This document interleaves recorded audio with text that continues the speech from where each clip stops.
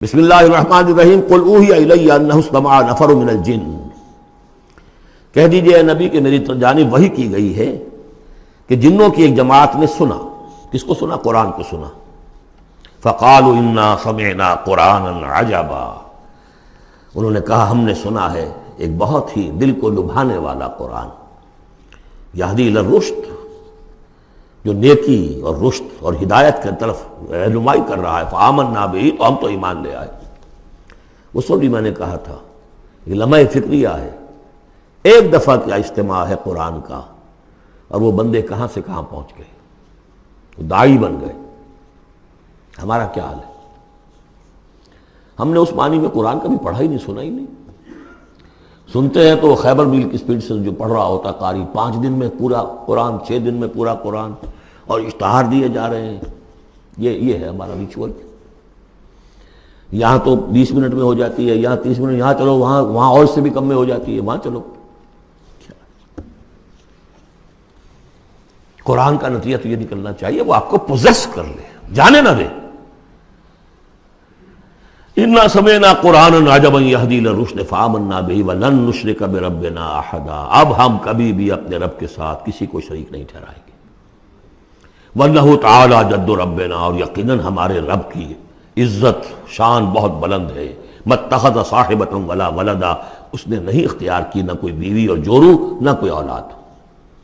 وانہ کان یقول سفیہنا علی اللہ شططا، اور یقیناً ہمارا جو بے وقوف ہے بڑا، مراد یہاں پہ ہے وہی عزازیل، ابلیس، لعین، وہ چونکہ ہمارا ذرا بڑا بڈگر ہے، تو وہ جو کچھ کہتا رہا ہے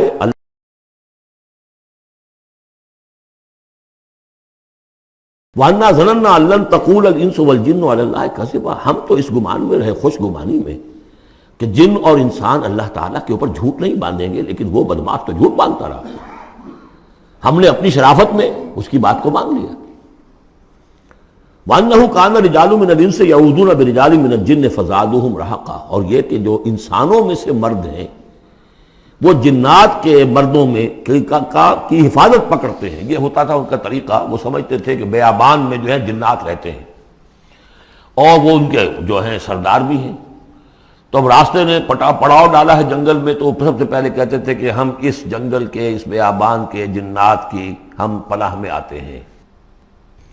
اب وہ سنتے ہوں گے یہ بے وقوف، یہ آدم کی اولاد، ہمارے تو جد امجد کو نکال دیا گیا جنت سے اس لیے کہ اس کو سجدہ نہیں کیا، یہ ہمیں معبود بنائے بیٹھے ہیں، ہماری پناہ طلب کر رہے ہیں۔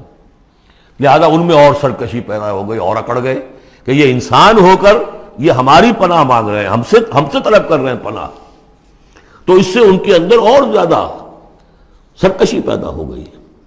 وَأَنَّهُ كَانَ رِجَالٌ مِّنَ الْإِنسِ يَعُوذُونَ بِرِجَالٍ مِّنَ الْجِنِّ فَزَادُوهُمْ رَهَقًا وَأَنَّهُمْ ظَنُّوا كَمَا ظَنَنتُمْ أَن لَّن يَبْعَثَ اللَّهُ أَحَدًا، اور دیکھو انہوں نے بھی ایسا ہی سمجھا جیسا کہ تم نے سمجھا ہوا ہے کہ اللہ کسی کو نہیں اٹھائے گا۔ اس کے 2 معنی ہیں، یعنی بعد سے بعد الموت کوئی نہیں ہے، مرنے کے بعد جی اٹھنا نہیں ہے، اور یہ بھی کہ شاید اب اللہ کسی اور کو رسول بنا کر نہ بھیجے، أن يبعث الله أحدا، اس لیے کہ 600 برس بیت چکے تھے، وہ تورات سے واقف تھے جو سورہ احقاف میں تذکرہ آیا ہے۔ فترت وہی 600 برس، اور یہ طویل ترین وقفہ تھا نبوت کا، کہ کوئی نبوت کوئی رسالت دنیا میں نہیں، تو ان کو یقیناً اس سے خیال ہوا ہوگا کہ بس اب ختم ہوا معاملہ، اب کوئی اور رسول نہیں آئے گا۔ وَأَنَّا لَمَسْنَا السَّمَاءَ، اور ہم نے ذرا ٹٹولا آسمان کو، ہم نے چاہا کچھ خبریں لے کر آئیں ذرا غیب کی۔ فَوَجَدْنَاهَا مُلِئَتْ حَرَسًا شَدِيدًا وَشُوبًا، تو ہم نے تو پایا اس کو کہ وہ بھرا ہوا ہے سخت چوکیداری سے، اور انگارے رکھے ہوئے ہماری وہ ہمیں کھدیڑنے کے لیے۔ یعنی یہ کہ ہمیں معلوم ہو گیا کہ کوئی واقعی وقت ایسا ہے، کیونکہ یہ سارا انتظام خاص طور پر جب کہ وہی یہ نبوت آتی تھی تو اہتمام کر لیا جاتا تھا۔ عام حالات میں کوئی بات نہیں، روح اتر رہے ہیں فرشتے، اور یہ جو ہیں یہ آگ سے بنے ہیں، وہ نوری ہیں یہ ناری ہیں، کچھ نہ کچھ ان سے یارانہ گانٹھ کے کچھ نہ کچھ ان سے لے لیتے تھے، یا یہ کہ اچک لیا، من استرق سرقۃ، کسی نے کوئی چیز جو ہے کہیں سے لے لی۔ لیکن اب جو ہم نے دیکھا ہے آسمان کو، تو واقعی وہاں تو بڑے سخت پہرے لگے ہوئے، یعنی کوئی نہ کوئی وحی کا سلسلہ ہے اور نبوت آنی ہے، اور وہ نبوت ہمیں تو مل گئی، ہم جا کر سنائے کلام اور ہم ایمان لے آئے۔ وَأَنَّا لَمَسْنَا السَّمَاءَ فَوَجَدْنَاهَا مُلِئَتْ حَرَسًا شَدِيدًا وَشُهُبًا وَأَنَّا كُنَّا نَقْعُدُ مِنْهَا مَقَاعِدَ لِلسَّمْعِ، اور ہم وہاں بیٹھا کرتے تھے، وہاں پہ گھاٹ میں بیٹھا کرتے تھے کچھ سنبل لینے کے لیے، مقاعد، مقعد بیٹھنے کی جگہ، مورچہ جہاں پہ بیٹھا جائے، ہم وہاں پر اپنے ٹھکانوں میں بیٹھا کرتے تھے۔ فمن یستمع الان، لیکن اب اگر کسی نے کچھ سننے کی کوشش کی، یجد لہ شہابا رصدا، وہ پائے گا اپنے واسطے ایک انگارہ گھات میں، میزائل پیچھا کرے گا اس کو۔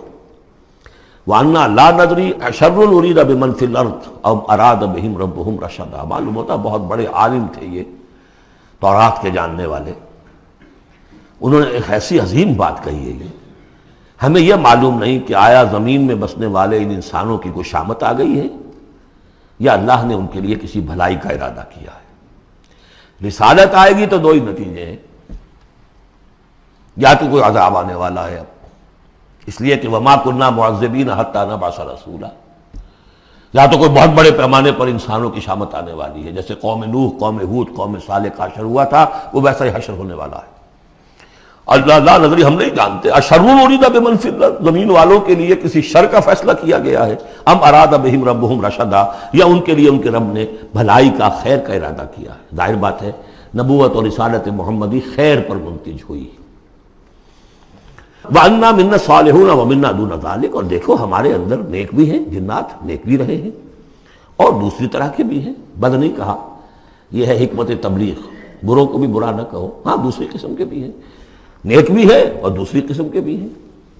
کُنَّا طَرَائِقَ قِدَدًا، ہم تھے مختلف راستوں پر جو کہ ایک دوسرے سے پھٹے ہوئے تھے۔ یہ قددا جو آیا تھا نا، قدت قمیصہ، پھٹ جانا قمیص کا۔ وَأَنَّا ظَنَنَّا أَن لَّن نُعْجِزَ اللَّهَ فِي الْأَرْضِ وَلَن نُعْجِزَهُ هَرَبًا، اور ہم نے یہ جان لیا کہ ہم اللہ کو عاجز نہیں کر سکتے، ہرا نہیں سکتے، نہ زمین میں بھاگ کر، اور ہم کہیں بھاگ کر اور زمین میں اللہ کو شکست نہیں دے سکتے، اس کی پکڑ سے نکل نہیں سکتے۔ وَأَنَّا لَمَّا سَمِعْنَا الْهُدَىٰ آمَنَّا بِهِ، اور ہم نے تو جب وہ ہدایت سنی، الہدا سنا، اس کی استماع ہم نے کیا، ہم تو اس پر ایمان لے آئے۔ فَمَن يُؤْمِن بِرَبِّهِ فَلَا يَخَافُ بَخْسًا وَلَا رَهَقًا، تو جو کوئی بھی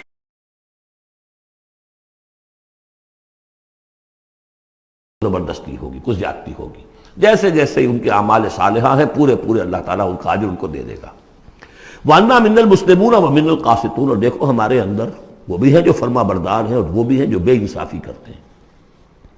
یہ قسط کے لفظ کے ساتھ سمجھ لیجئے، جب یہ ثلاثی مجرد میں آتا ہے تو قاسط اس میں فاعل بنا، وہ ناانصاف کے معنی میں ہے، یہ باب افعال کے خواص میں سے ہے، سلب ماخذ اس کو کہتے ہیں۔ جب باب افعال میں آئے گا تو اس کے معنی ہے عدل و انصاف، اور جب ثلاثی مجرد میں آئے گا تو نا انصافی۔ قاسطون فمن اسلم فاولئک تحروا رشدا، جو لوگ اسلام لے آئے، اطاعت قبول کر لی، تو انہوں نے تو گویا کہ ڈھونڈ نکالی خیر کی راہ، نیکی کی راہ انہوں نے تلاش کر لی۔ وَأَمَّا الْقَاسِطُونَ، اور جو بے انصاف ہیں، فَكَانُوا لِجَهَنَّمَ حَطَبًا، وہ لوگ جو ہے پھر جہنم کا ایندھن بن کر رہیں گے۔ یہاں تک ان کی تقریر ہے جو انہوں نے تبلیغ کی ہے۔ اب جو بات آگے آ رہی ہے یہ خود اللہ کی طرف سے کلام ہے۔ أَن لَوِ اسْتَقَامُوا عَلَى الطَّرِيقَةِ لَأَسْقَيْنَاهُم مَّاءً غَدَقًا، اور یہ کہ یہ اگر لوگ اپنے اس طریقے پر جو طریقہ انبیاء کا تھا، جو آدم نے دیا تھا، جو نوح نے دیا تھا، یہ چلتے رہتے تو ہم انہیں خوب پلاتے، پانی بھر بھر کر خوب سیراب کرتے ان کو۔ یہاں لفظ طریقت آیا ہے قرآن میں، شریعت، طریقت۔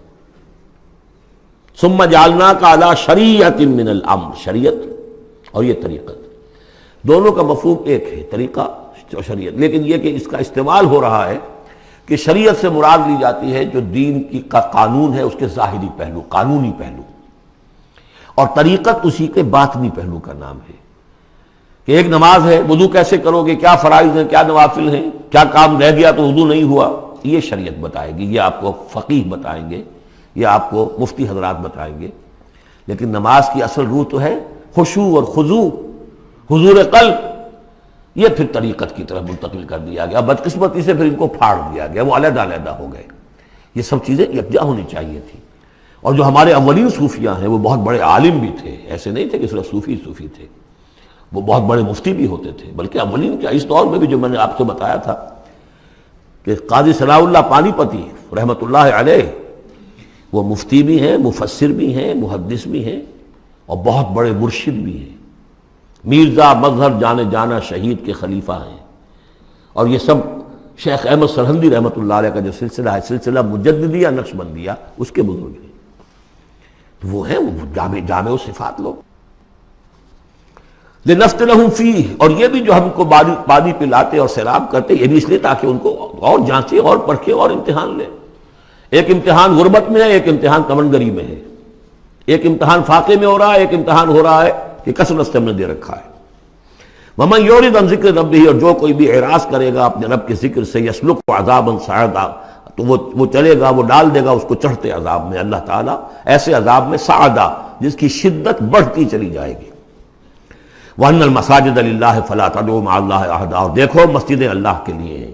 مسجد سے مراد مسجد سجدے کی جگہ بھی ہے، اور مسجد سے مراد سجدے کے یہ اعضاء بھی ہیں. یہ پیشانی اور یہ ناک اور یہ ہاتھ اور یہ پاؤں، ایڑیاں اور وہ پنجے، یہ سارے جو ہیں یہ سجدے کے جو جسم کے حصے ہیں. یہ مسجدیں بھی اور سجدے کی جگہ بھی للہ ہے، سب اللہ کی ملکیت ہے. فَلَا تَدْعُوا مَعَ اللَّهِ أَحَدًا، اللہ کے ساتھ کسی اور الہ کو مت پکارو. وَأَنَّهُ لَمَّا قَامَ عَبْدُ اللَّهِ يَدْعُوهُ كَانُوا يَكُونُونَ عَلَيْهِ لِبَدًا. اور یہ اب یہاں پھر قول آ گیا ہے انہی کا جنات کا کہ جب وہ عبداللہ کو ہم نے دیکھا وہ کھڑا تھا، وہ قرآن پڑھ رہا تھا، وہ نماز پڑھا رہا تھا. لما قام عبداللہ یدعوہ، اسے پکار رہا تھا اللہ کو، اللہ کا بندہ. کانوا یکونون علیہ لبدا، وہ تو ایسے ہو رہے تھے سننے والے گویا کہ اس کے اوپر ٹھٹ کے ٹھٹ جمع ہو جائیں گے وہاں پر، لیکن یہ کہ وہ ایمان نہیں لا رہے تھے. قل انما ادعو ربی، کہہ دیجئے اے نبی صلی اللہ علیہ وسلم، دیکھو میں پکارتا ہوں اپنے رب کو.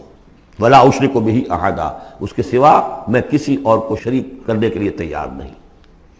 قل انی لا املک لکم ضرا ولا رشدا، کہہ دیجئے مجھے کوئی اختیار حاصل نہیں ہے تمہارے لیے، نہ کسی نقصان کا اور نہ کسی راہ پر لانے کا، میں تمہیں ہدایت نہیں دے سکتا.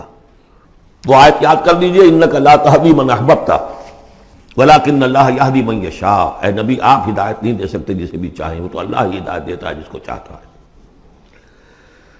قل انی لن یجیرنی من اللہ احد ولن اجد من دونہ ملتحدا، کہہ دیجئے میں ہرگز نہ پاؤں گا کہ مجھے اللہ کے سوا کوئی پناہ دے سکے. یجیرنی من اللہ احد، اللہ کی پکڑ سے بچانے کے لیے مجھے کوئی پناہ دے سکے میں نہیں پاؤں گا. ولن اجد من دونہ ملتحدا، اور اللہ کے سوا میں کہیں جو ہے کوئی اپنا سر چھپانے کی جگہ نہیں پاؤں گا. الا بلاغا من اللہ،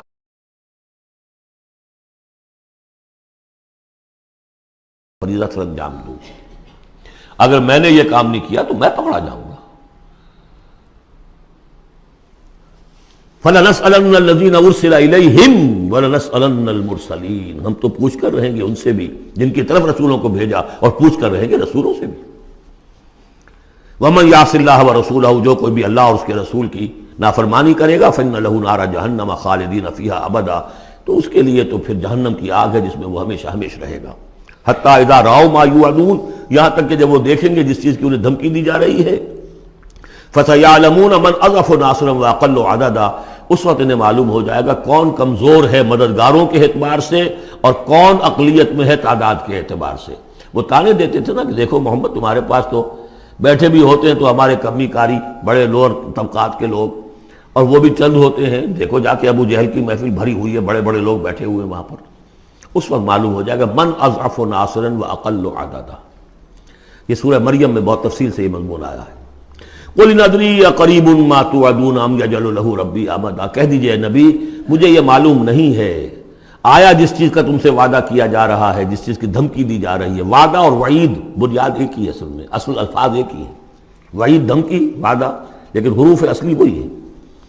آیا وہ قریب آ چکی ہے اسے، یا ام یجعل له ربی امدا، یا یہ کہ میرا رب اس کے لیے ابھی کچھ مہلت دے، کوئی تمہاری رسی دراز کریے، میں نہیں جانتا. یہ سورہ انبیاء کے آخر میں بھی آیا تھا. قل ادری اقریب ام بعید ما توعدون، کہہ دیجئے اے نبی میں نہیں جانتا کہ جس چیز کا تم سے وعدہ کیا جا رہا ہے وہ قریب آ چکی ہے یا بھی دور ہے. عالم الغیب، وہی ہے غیب کا جاننے والا. فلا یظہر علی غیبہ احدا، وہ اپنے غیب پر کسی کو مطلع نہیں کرتا. الا من ارتضی من رسول، سوائے جس کو وہ چاہے اپنے رسولوں میں سے. یہ بہت اہم قانون ہے قرآن کا، اور اس میں سارا مسئلہ علم غیب کا حل ہوتا ہے. ایک بات تو یہ کہ ہمارے جو بھی بریلوی بھائی ہیں وہ بھی مانتے ہیں، 4 باتیں وہ مانتے ہیں. 3 میں نے ایک مرتبہ تحقیق کی تھی بڑی مفصل، جا کر بعد لوگوں سے ملاقات کی، ابھی میں طالب علم تھا. کہا دیکھیے ہم ثابت مانتے ہیں ہم اس بات کو،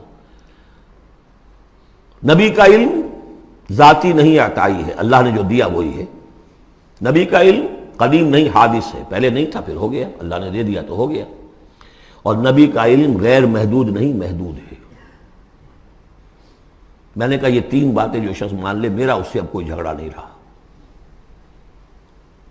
لیکن ہمارے ہاں کچھ لوگوں نے ایک ڈیفینیشن کر لی علم غیب کی، علم غیب وہ ہے جو بغیر کسی کے بتائے خود حاصل ہو جائے۔ اس اعتبار سے تو میرے پاس بھی علم غیب ہے، نہیں یعنی کسی کے پاس کوئی علم ہے ہی نہیں، ہمیں دیا اساتذہ نے دیا، حضور کو دیا اللہ نے دیا، جبریل کو دیا اللہ نے دیا، اس معنی میں تو ذاتی علم تو کوئی بھی نہیں مانگتا کسی کا، علم تو دینے سے ہوتا ہے۔ البتہ علم غیب کسے کہتے ہیں؟ وہ چیزیں جو ہماری نگاہوں سے چھپا دی گئی ہیں، وہ عالم غیب ہے، جنت ہے، دوزخ ہے، فرشتے ہیں، یہ سب کیا ہے؟ عالم غیب۔ تو نبیوں کو تو کچھ نہ کچھ حصہ اس کا دکھایا جاتا ہے تو نبی بنتے ہیں نا، ورنہ میرے اور نبی میں فرق کیا ہوا پھر؟ اگر میرا بھی علم وہی ہوتا ان السمع والبصر والفؤاد، تو میرے علم اور حضور کا بھی علم یہی ہوتا تو فرق کیا ہوا؟ حضور نے تو اس دوسرے علم کے اعتبار سے تو صاف کہہ دیا انتم عالم بامور دنیاکم، لیکن حضور کو معراج میں جنت دکھا دی، دوزخ دکھا دی۔ زمین پر رہتے ہوئے آپ نماز پڑھا رہے تھے، غالباً وہ جو کہ نماز پڑھائی جاتی ہے جبکہ بارش نہیں ہوتی، استسقاء کی نماز، اسی کے دوران اچانک ایک دفعہ آپ آگے بڑھے، لوگ حیران ہوئے کیا ہوا ہے، ایک دفعہ پیچھے ہٹے، لوگوں نے پوچھا بعد میں کہ حضور یہ نماز کا حصہ تھا، یعنی ہم بھی پھر اصلاح کیا کریں اس نماز کے اندر؟ یہ فرمایا نہیں، اصل میں میرے سامنے جنت لے آئی گئی، اب بے اختیار میرا ہاتھ بڑھ گیا کہ میں اس کا پھل توڑ لوں، اور میرے سامنے اس کے بعد دوزخ لے آئی گئی، اور اس کا جو بمکا آیا گرمی کا، اس سے میں بے اختیار پیچھے ہٹا۔ دنیا میں سیر کرا رہے ہیں، بہرحال یہ غیب ہی میں سے ہے۔ البتہ کل غیب یہ جو مانے اللہ نبی کے لیے وہ کافر ہے، اور وہ مانتے ہیں، بریلوی بھی مانتے ہیں، کل غیب کا کوئی سوال ہی نہیں۔ نبی کا علم محدود ہے، نبی کا علم حادث ہے، نبی کا علم عطائی ہے، تین باتیں مان لیجئے۔ باقی نبی کا علم کتنا تھا کتنا نہیں تھا یہ میں کون ہوں ناپنے والا، اور آپ کون ہیں ناپنے والے؟ دیا اللہ نے جو دیا، بتایا جو بتایا، اللہ اللہ اور خیر صلی اللہ۔ تو یہ عالم الغیب وہ ہے غیب کا جاننے والا، فلا یظہر علی غیبہ احدا، تو وہ نہیں مطلع کرتا اپنے غیب پر کسی کو، ہاں الا من ارتضی بالرسول، سوائے اپنے رسولوں کے۔ کذالک نوری ابراہیم ملکوت السماوات والارض، یہ ہم نہیں پڑھ چکے؟ ابراہیم کو بھی ملکوت دکھائے، حضور کو